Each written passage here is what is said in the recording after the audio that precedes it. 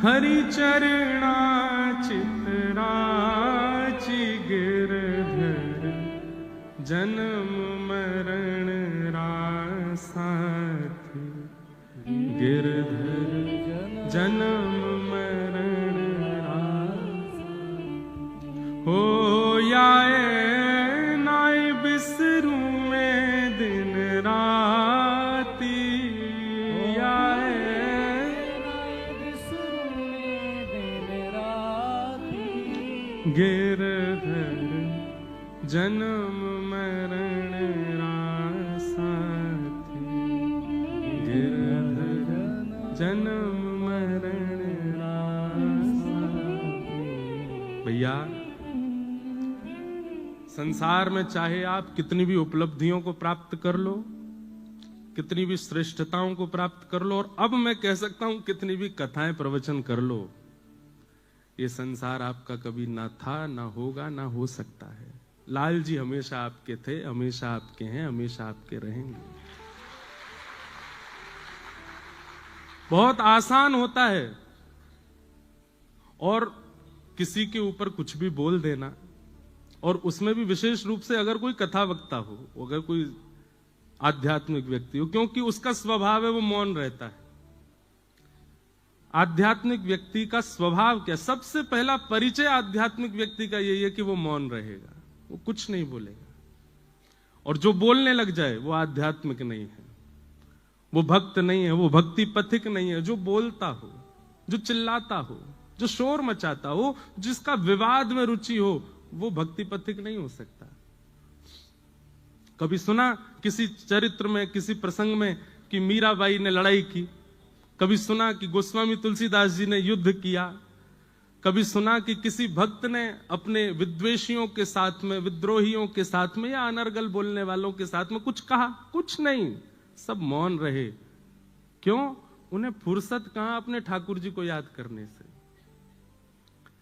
ठाकुर जी बोलते हैं उनकी तरफ से, और जब ठाकुर जी बोलते हैं तो महाभारत होता है, फिर कुछ नहीं होता। इसलिए यह संसार सकल जग झूठा, झूठा कुलरा नाता, मीरा के प्रभु गिरधर नागर, हरि चरणा चितराची गिरधर जन्म मरण रा साथी, मैं याने नाय बिसरूं दिन राती। हमारे जीवन का एक नव प्रसंग प्रारंभ हुआ।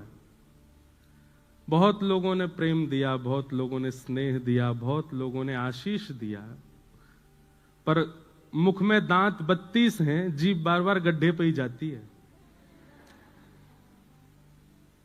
कई लोगों ने ऐसी मुख दिखाई दी कि महाराज बस याद रहे जीवन भर। बाबा और हो गए हम, बाबा की इतनी बड़ी शादी, बाबा का ये, बाबा का वो। सब लोगों को प्रणाम। हमारे गोस्वामी तुलसीदास जी महाराज ने मानस जी के प्रारंभ में खलों को भी प्रणाम किया, और ये होना ही था। मुझे पता था कि ये होगा, क्योंकि दुनिया चाहती ही नहीं कि ये व्यासपीठ से उतरे, यहीं बैठे रहे। हमारे पूज्य पिताजी महाराज 52 वर्षों से कथा कर रहे हैं। कितने वर्ष? यहां पर कितने लोग ऐसे हैं जिनकी आयु 52 से कम होगी? 52 वर्ष नहीं होते। अरे आजकल के भारत में सब्जी बेचने वाले व्यक्ति भी अगर 4 साल लगातार सब्जी बेच लेते हैं तो भी उनका भी इतना हो जाता है कि वो अपना घर भी बंबई में बना सके, दिल्ली में। वैसे इतना योग्य हो गया है भारत। वो अपने पुत्र का विवाह यदि अच्छे से करें तो इसमें क्या दिक्कत? और भाई सबने सब बातें कह दी, लेकिन किसी ने एक बार भी ये नहीं कहा उस विवाह में एक वस्तु भी बिना प्याज लहसुन के नहीं थी। सब में, कुछ ही में भी कुछ नहीं था, सब कुछ नॉन ऑनियन गार्लिक विवाह। और सुनो, नॉन अल्कोहलिक विवाह।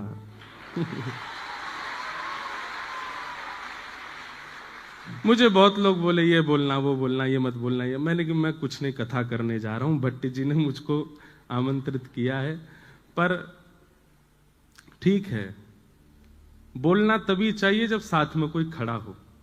और मेरे पास मेरी भागवत जी हैं, इनके सानिध्य में आकर के मैं थोड़ा तो कुछ कह सकता हूं, नहीं तो अतिशय मौन भी दोष धारण करा देता है, दोष को प्रकट कर देता है। लोगों को कुछ भी दिखा, पर मुझे उसमें भी मेरा एक उद्देश्य था। भक्ति पथ पर हजारों लाखों बालक मेरे साथ चल रहे हैं, सबको लेकर के मैं चल रहा हूं। हमारे लाल जी को प्राप्त करने के लिए सबकी आवश्यकता है, मां पिता बंधु बांधव, और एक गृहस्थी को जिस नव पड़ाव की आवश्यकता थी वह भी हुआ। परंतु सब समाज संसार के लोग हैं, सबको हम प्रणाम करते हैं, सबको हम वंदन करते हैं। आपसे हम प्रार्थना करते हैं, आप भी मौन रहना शुरू करो। भैया, जीवन के 4 ही दिन बचे हैं, बहुत लंबा समय नहीं है हमारे पास में। एक दूसरे को पकड़ के नीचे गिराना, ये करना वो करना, उसकी निंदा स्तुति करने में समय निकल जाएगा। भगवत प्राप्ति कब करोगे फिर? अगर उसी बीच में प्राण निकल गए तो ठाकुर जी की प्राप्ति कैसे होगी? इसलिए सब विषय विकारों को छोड़ो, ठाकुर जी की सेवा में लगो, ठाकुर जी की सेवा भाव से करो। हमारा उद्देश्य, मैं तो पहले ही कहा है हमेशा, कि आप एक चूक करके तो देखो, चूक नहीं भी करो तो भी लोग आपको पकड़ेंगे। ये संसार का नियम है, स्वभाव है, स्वरूप है। और उसमें भी आध्यात्मिक व्यक्ति पर तो कीचड़ उछालना सबसे आसान होता है, क्योंकि उसका स्वभाव मौन होता है। इसलिए मौन रहिए, अपना हरिनाम कीजिए, भजन कीजिए, तैयार रहिए। जब व्यास जी नहीं बचे तो हम तो श्रोता हैं, हमको भी पकड़ा जा सकता है। तो इसलिए बस ठाकुर जी की नजरों में राजी रहो, बाकी संसार की नजरों में तो कभी राजी आप हो ही नहीं सकते, कभी आप अच्छे हो ही नहीं सकते। खूब प्रसन्नता से मुंबई कथा में महाराष्ट्र के भक्तों के चरित्र हम लोग सुनेंगे, भागवत की कथा होगी, और इतना आनंद लेना है, इतना आनंद करना है कि सभागृह की जो ये मंजिला है, एक तो बहुत सुंदर, मैं तो देख के ही आश्चर्यचकित हो गया। श्रोता सिर पे बैठे हैं व्यास जी के और इतने आनंद के साथ बैठे हैं। अच्छा है, व्यास जी नीचे रह गए, श्रोता ऊपर पहुंच गए हैं। हाँ, आशीर्वाद और दे रहे हैं व्यास जी को, ऐसी कथा सुनाते रहे। अच्छा है, आप सब लोग खूब भाव से कथा सुन रहे हैं। हमें तो ये लग रहा आज तो पहला ही दिन है और आज मंगलवार और है। अब भट्ट जी क्या करेंगे आप कल से तो और लोग आने वाले हैं। यहाँ जगह की कमी है, बाहर इतनी लंबी लाइन लग रही थी, मैं तो देख के ही हैरान। लेकिन अच्छा है, 7 दिन वो आनंद करना है जो इस साल में नहीं हुआ होगा, और वो मुंबई में करना है। हम वापस अपनी राह पर, जैसे कोई व्यक्ति अपने मार्ग पर चलता है, थोड़ी देर के लिए स्टॉपेज लेता है, चाय नाश्ता करके वापस गाड़ी में बैठ जाता है। तो 10 साल से हमारी गाड़ी चल रही थी भागवत जी की, 1 महीने का थोड़ा ये स्टॉपेज लेके अब हम दोबारा से आ गए। अब ये स्टॉपेज अंतिम श्वास तक आएगा ही नहीं। अब तो 20 जुलाई 2015 को हम व्यासपीठ पर बैठे थे, उसके बाद में पहली बार एक विश्राम इतना लंबे समय का अभी हुआ। पर आज 23 दिसंबर 2025 को हम बैठे हैं। अब तो ये अंतिम श्वास तक नहीं होगा विश्राम, अब तो ये चलता रहेगा। अब जो भी हमारे जीवन का होना था वो हो लिया, अब इससे ज्यादा कुछ होगा नहीं। तो अब तो बस लाल जी की राह पर हैं। आप सब लोग बस ऐसे ही आनंद से रहिएगा, खूब प्रसन्न रहो, खूब आनंद से रहो। अन्यस्य दोष गुण चिंतन माश मुक्त्वा। भक्ति में सबसे बड़ी बाधा क्या है? आपका भजन नष्ट कब होता है? जब आपको किसी में दोष दिखने लगता है।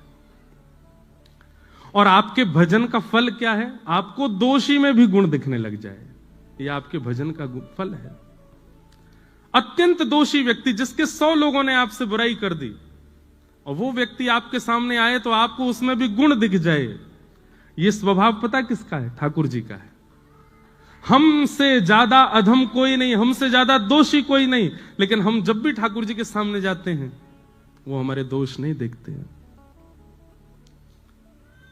हरि जी मोरे अब गुण चित ना धरो, हरि जी मोरे अब गुण चित ना धरो।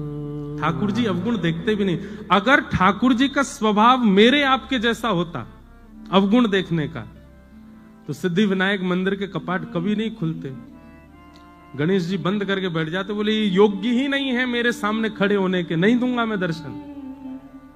यदि ठाकुर जी हमारे आपके जैसे स्वभाव के होते तो पंडरीनाथ भगवान के कभी दर्शन नहीं होते। हम मानव हैं, हमको दोष ही दिखता है, और वो भगवान है, वो अत्यंत दोषियों में भी गुण देखते हैं। पूतना मारने के लिए आई थी। अहो वकीयम स्तन कालकूटम जिघांक्षया पाययदाप्य साध्वी लेभे गतिं धातृचितां ततोन्यम कम वा दयालुं शरणं व्रजेम।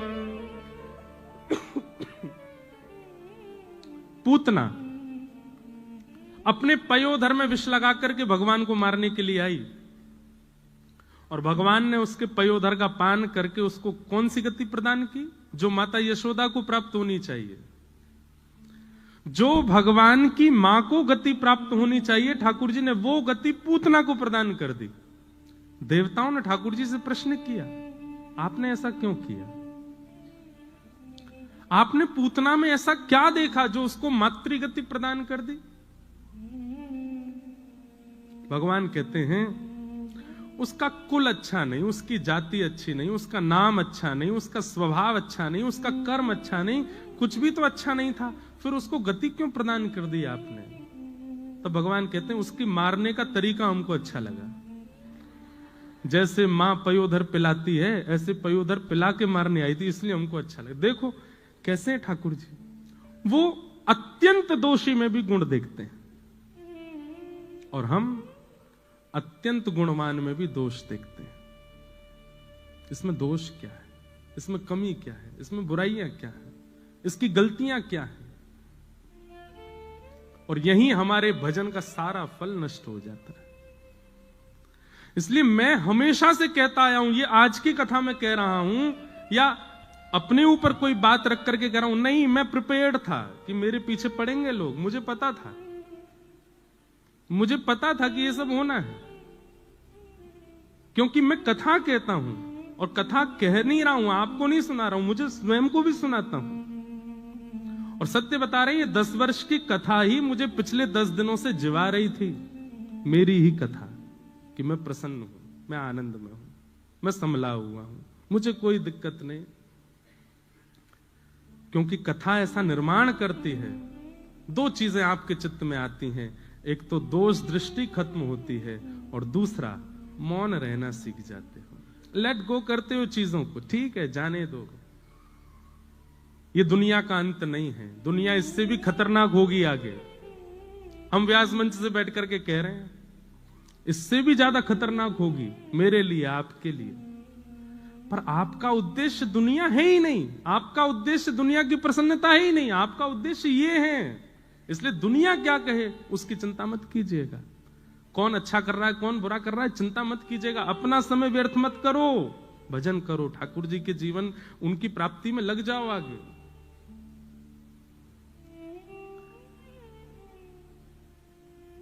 अन्यस्य दोष गुण चिंतन माश मुक्त्वा, दूसरे में दोष मत देखो। पुणे के पास में एक गांव है, उसका नाम है पुरंदरपुर। क्या नाम है? वहां पर एक व्यक्ति रहते थे, उनका नाम था पुरंदर। थे तो वो ब्राह्मण, लेकिन अपने स्वभाव से, अपने कर्म से बिल्कुल दूषित। किसी भी प्रकार से ब्राह्मणत्व उनके अंदर दिखाई नहीं देता था। लेकिन उनकी पत्नी थी सरस्वती बाई। सब लोग इधर देखना, ऊपर वाले भी, बीच वाले भी, नीचे वाले भी। भूवस्व ये भू है तो बीच वाले भुव, ऊपर वाले स्वर्ग। हम पता नहीं कहां वैकुंठ ये वैकुंठ है। हाँ, वैकुंठ ही तो है। व्यासपीठ वैकुंठ है क्योंकि तीनों को देख रही है। भू को भी देख रही है, भुवः को भी देख रही है, स्वर्ग को भी देख रही है। बहुत ध्यान से सुनिएगा, बड़ी प्यारी कथा है, मुझे बहुत प्रिय लगती है। और अब तो ये विराजमान है मंच पर, तो इन्हीं का ही प्रसंग चलने वाला है। श्री ज्ञानेश्वर महाराज, ज्ञानेश्वर माउली, जिनको महाराष्ट्र में सब लोग मां कहते हैं, यही मां है। और संत श्री तुकाराम जी महाराज, इन दोनों, पूरी दुनिया इनका कीर्तन करती है, ठाकुर जी का, जय जय राम कृष्ण हरि। पर ठाकुर जी इन दोनों का कीर्तन करते हैं, ज्ञानेश्वर माउली। ज्ञानोबा तुकाराम, ज्ञानोबा तुकाराम, ज्ञानोबा तुकाराम, इनका कीर्तन ठाकुर जी करते हैं। हमारे इष्ट भगवान हैं और भगवान के इष्ट भक्त हैं। ठाकुर जी के इष्ट हैं ये। ठाकुर जी भक्तों को अपना इष्ट मानते हैं। अनुब्रजाम में हम नित्यम पूये ये तन्य रेणु भी। कितना सुंदर भाव कहते हैं ठाकुर जी कि मैं अपने भक्तों के पीछे कैसे चलता हूं, जैसे गैया के पीछे बछड़ा चलता है, उसकी रज में सना हुआ, उसके रज में लिपा हुआ, ऐसे मैं अपने भक्तों के पीछे पीछे चलता हूं। ज्ञानोबा तुकाराम। भक्ति काल के सबसे पहले भक्त भारत के श्री ज्ञानेश्वर माउली, और भक्ति शतक के एक प्रकार से विश्राम श्रेणी में भक्त जो हुए उनमें श्री तुकाराम जी। तो संपूर्ण भक्त इनके बीच में आ जाते हैं, इसलिए ठाकुर जी इन दोनों का कीर्तन करते हैं, ज्ञानोबा तुकाराम। तो इन्हीं बीच में एक भक्त हुए, उनका नाम था पुरंदर, पर वो भक्त नहीं थे, महासंसारी व्यक्ति। बहुत ध्यान से सुनना। पुणे के पास में व्यापार करते थे, दुकान थी उनकी। उनकी पत्नी का नाम था सरस्वती बाई। क्या नाम था? कंजूस एक नंबर के थे। मैं कभी कभी कथा में एक बात कहता हूं कि व्यक्ति यदि संसारी है और घोर संसारी है तो भी कभी कभी ठाकुर जी की कृपा उस पर हो जाती है। ये बिचले जो होते हैं ना, भक्त भी हैं संसारी भी हैं, उन पर ठाकुर जी कई बार दृष्टि कम करते हैं। या तो पूर्ण रूपेण भक्त हो या पूर्ण रूपेण संसारी हो। संसार प्रिय लगता है तो पूरे पूरे संसार के हो जाओ, ठाकुर जी प्रिय लगते हैं तो पूरे पूरे ठाकुर जी के हो जाओ। तो पुरंदर जी जो थे ये पूरे पूरे संसारी थे, लेकिन इनकी पत्नी परम भक्त सरस्वती बाई। भगवान ने मन में विचार किया, न दान करता है, न पुण्य करता है, न किसी भी प्रकार की कोई सेवा करता है, बस ये पूरे दिन व्यापार करता है, धन कमाने में इसकी रुचि है, इस पर मुझको कृपा करनी है। न जाने कौन से गुण पर दया निधि रीझ जाते हैं, कौन से भाव पर रीझ जाए, क्या पता ठाकुर जी का। अच्छा, एक बात और मैं स्पष्ट कर दूं, महासंसारी तो है, महासंसारी है, लेकिन वैष्णव अपराध से बचा हुआ है तो ठाकुर जी कृपा होगी। लेकिन महासंसारी है और वैष्णव अपराध भी करता है तो ठाकुर जी कृपा नहीं होगी। ठीक है, संसार के विषय भोग विलास आदि सब में संलिप्त है, लेकिन अभी तक वैष्णव अपराध नहीं बना है उससे, तो हो सकता है कि ठाकुर जी की उस पर कृपा हो जाए। बंधुओं, भक्तों को किसी से नहीं डरना चाहिए सिवाय एक के, वैष्णव अपराध। कभी किसी भक्त का अपराध ना हो जाए, किसी वैष्णव का अपराध ना हो जाए, किसी भगवत स्वरूप वाले का आपसे अपराध ना बन जाए, बस इससे डरिएगा और कुछ नहीं। हम तो हमेशा कथा में कहे, ठाकुर जी की भोग में कोई कटौती हो जाए चलेगा, ठाकुर जी के श्रृंगार में दिक्कत हो जाए चलेगा, ठाकुर जी की सेवा में दिक्कत हो चलेगा, पर ठाकुर जी का नाम गाने वाले किसी की सेवा में कभी कोई अपराध मत करिएगा, वो अपराध है, उससे ठाकुर जी क्षमा नहीं करते। तो पुरंदर दास जी जो थे, इनसे वैष्णव अपराध नहीं हुआ था अभी तक, लेकिन ये महासंसारी थे। एक बार ठाकुर जी के मन में आया कि मुझे इन पर कृपा करनी है। और किस लिए कृपा करनी है? क्योंकि पत्नी परम भक्ता है।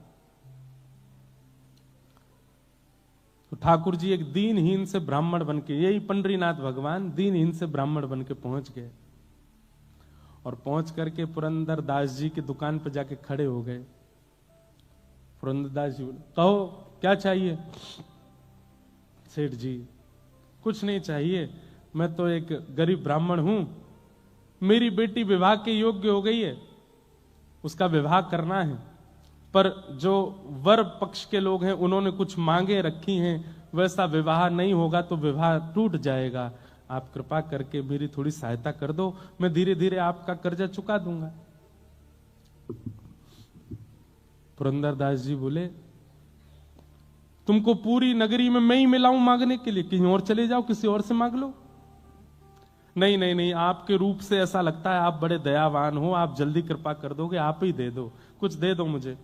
पुरंदरदास जी अपनी कुर्ता देखो मेरा कुर्ता यहां से फट रहा है, मेरी धोती फट रही है, मेरी बैठने वाली जो गलीचा है वो भी फटा हुआ है, मेरे खुद की हालत ऐसी खराब है, मैं तुम्हारी सेवा कैसे करूं? नहीं नहीं महाराज, आप चाहेंगे तो सब हो जाएगा, मेरी थोड़ी कृपा कर दो, मुझे थोड़ा सा धन दे दो।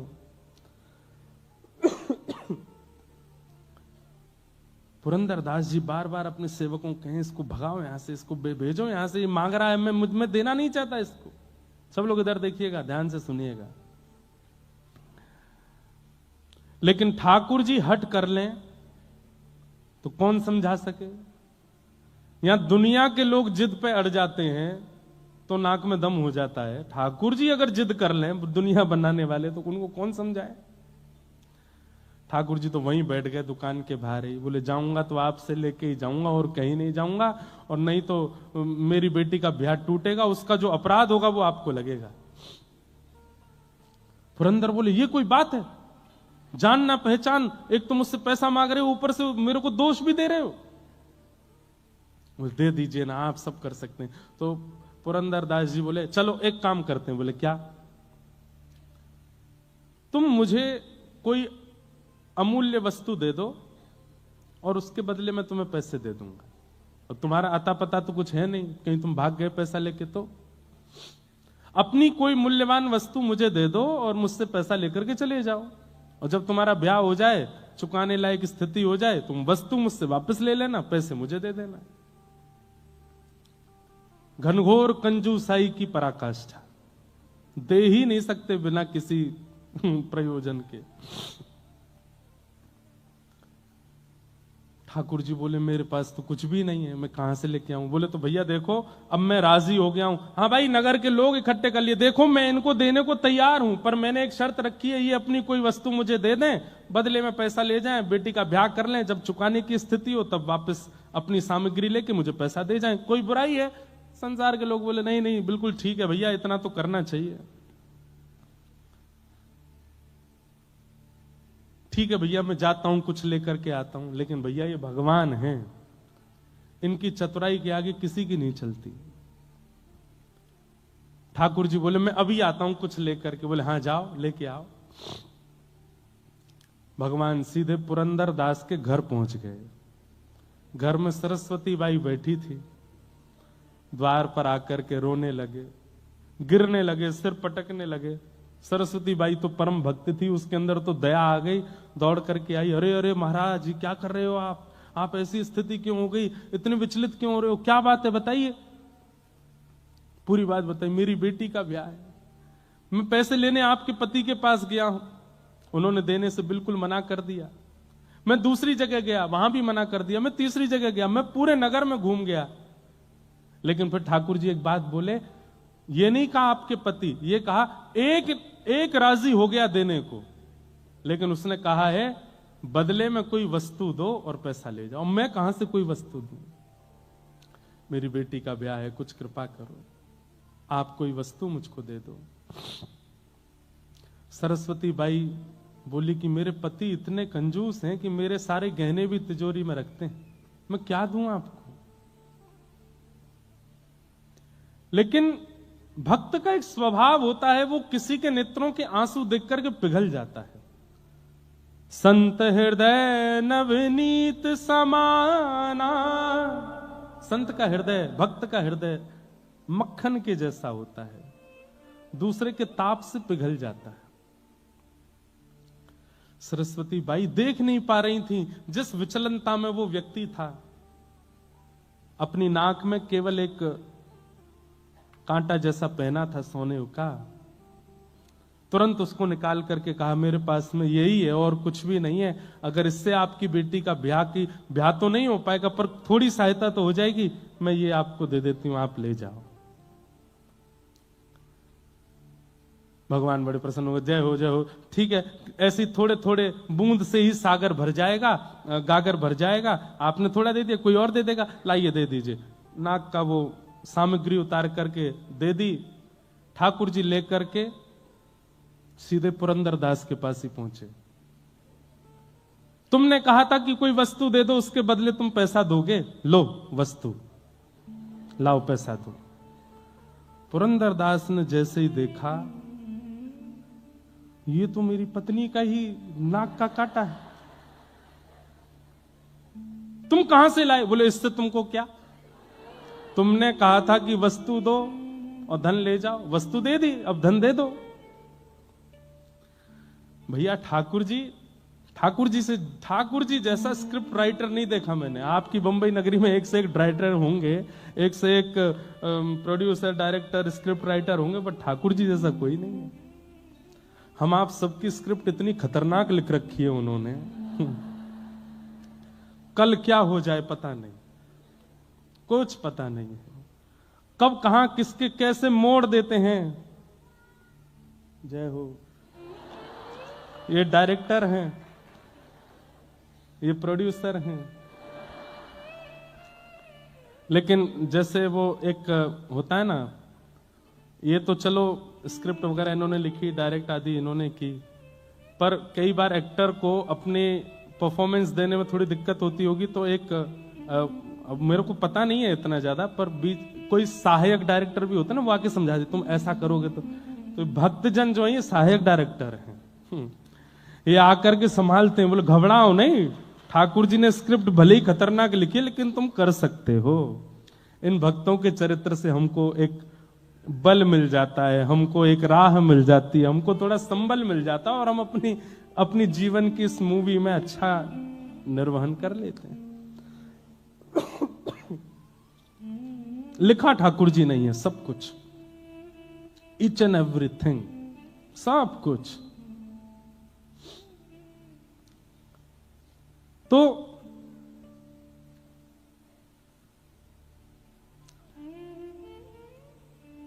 ठाकुर जी पहुंच गए, वो नाक की बाली दे दी, नाक का कांटा दे दिया, बोले लो वस्तु लो, पैसा दो।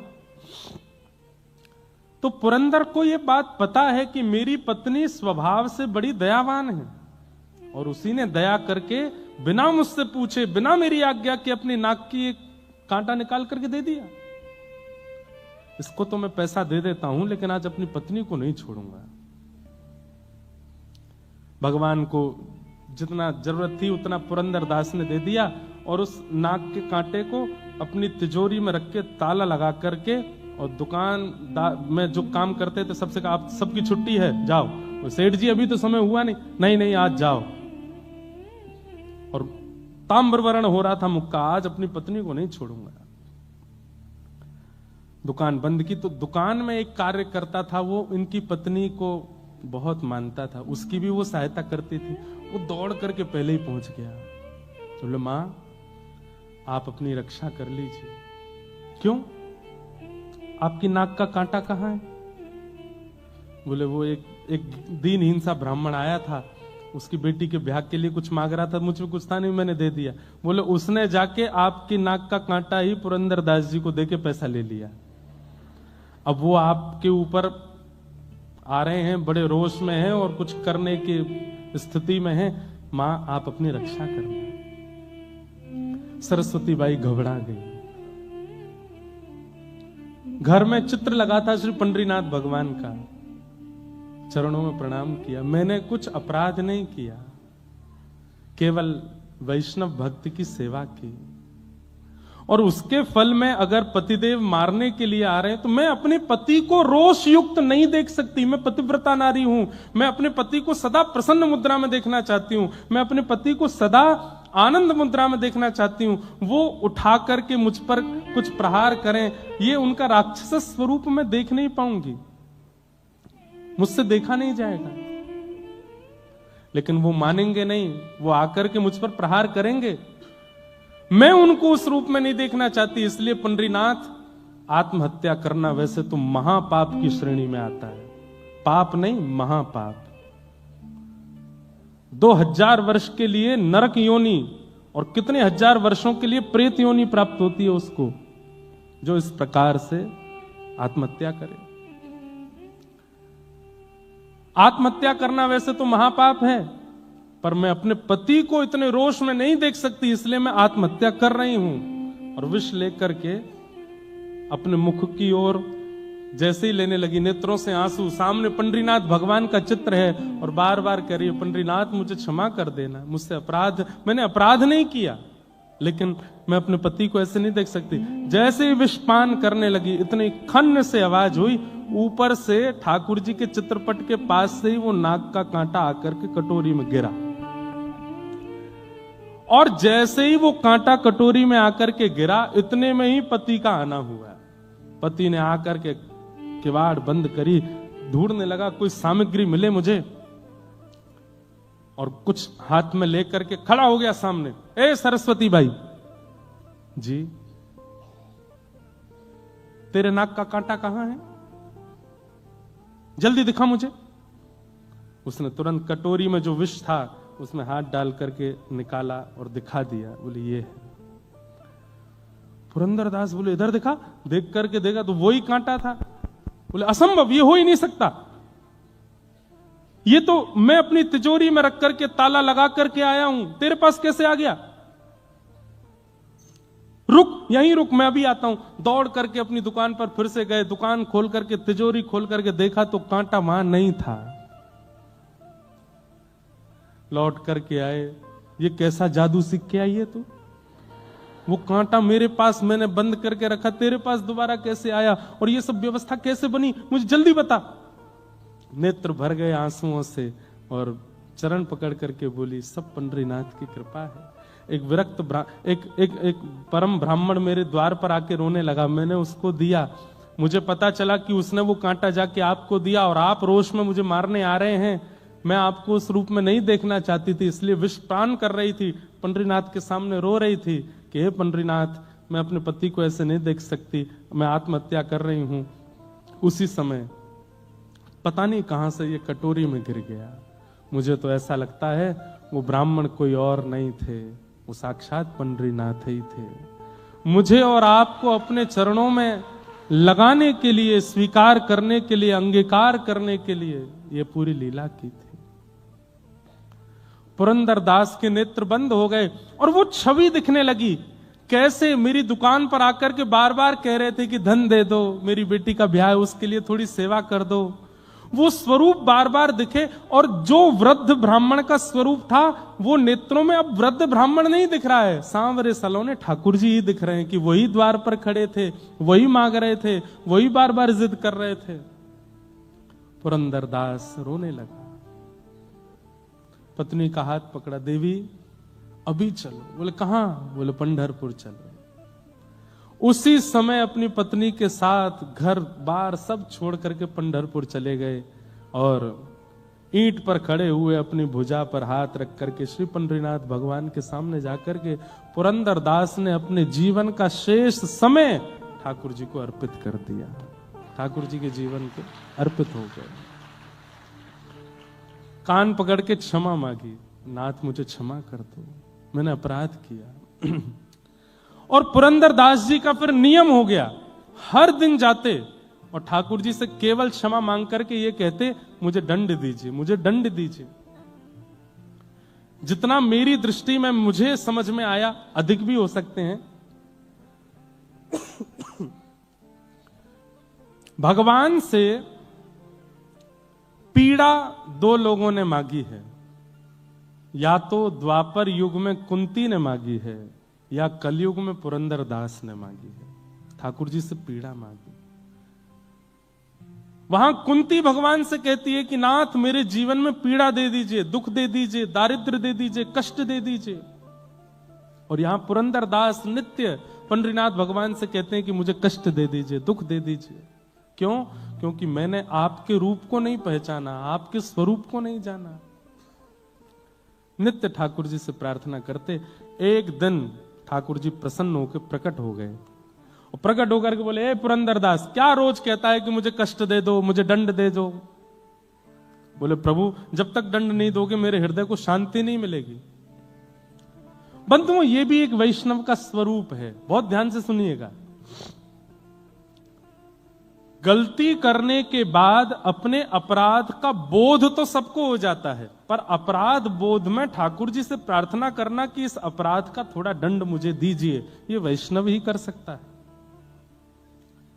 संसारी व्यक्ति तो भागेगा, मैंने कुछ नहीं किया, और किया तो क्या, मैंने स्वीकार कर लिया, अब मुझे दंड नहीं मिलना चाहिए, अब मुझे पीड़ा नहीं मिलनी चाहिए। पर वैष्णव तो उसके प्रति दंड मांगता है कि मुझे दंड दीजिए। हमारे वृंदावन की भोरी सखी गाती हैं, ऐसो दुख दीजो ही अमार, ऐसो दुख दीजो ही, बिन पद कंज छटा दृग देखे, बिन पद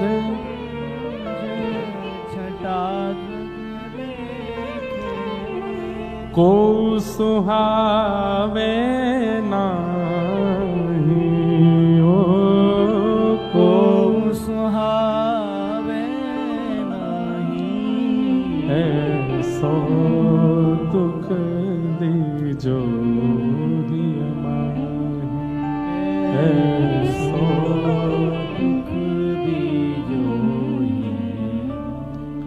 बस्ती छोड़ एकांत बिठाओ, बस्ती छोड़ एकांत बिठाओ, बस्ती छोड़ एकांत बिठाओ, बस्ती छोड़ एकांत बिठाओ, बातन सो घबराही,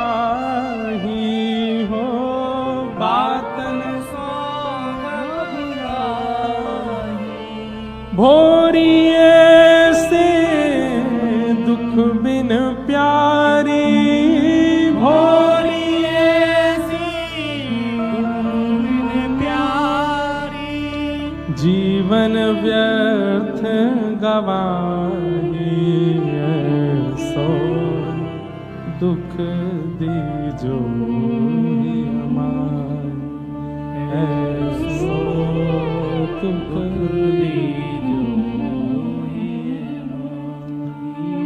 वैष्णव यदि कभी कुछ कर देता है ना, उसे शांति नहीं मिलती तब तक जब तक वो ठाकुर जी से प्रार्थना ना कर ले कि मुझे दंड दीजिए नाथ, मुझसे गलती हुई है, मुझसे अपराध हुआ है। वो ठाकुर जी से दंड की याचना करता है। देना ना देना ये उनके हाथ में, लेकिन वो याचना करेगा, मुझसे ये गलती हुई नाथ, इसका मुझे प्रायश्चित नहीं करना, इसका मुझे अपराध बोध हुआ है, पर मुझे तब तक शांति नहीं मिलेगी जब तक आप इसका मुझे सूक्ष्म दंड नहीं देंगे।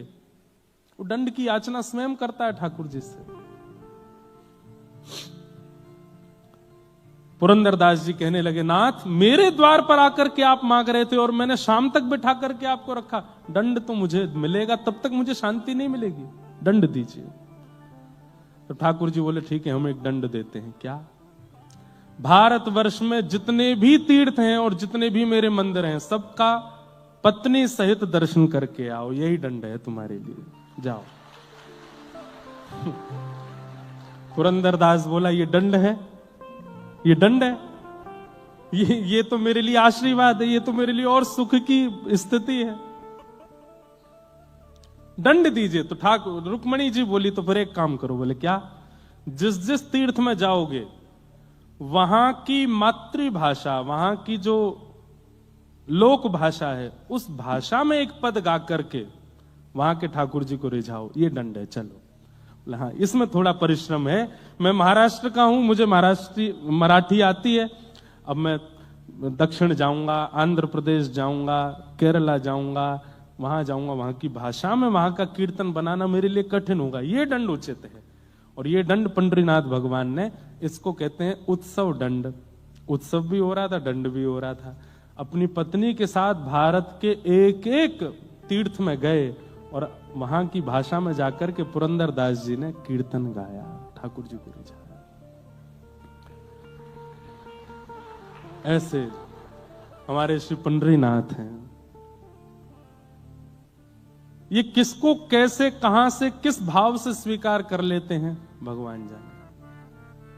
और इनका दंड भी ऐसा होता है जैसे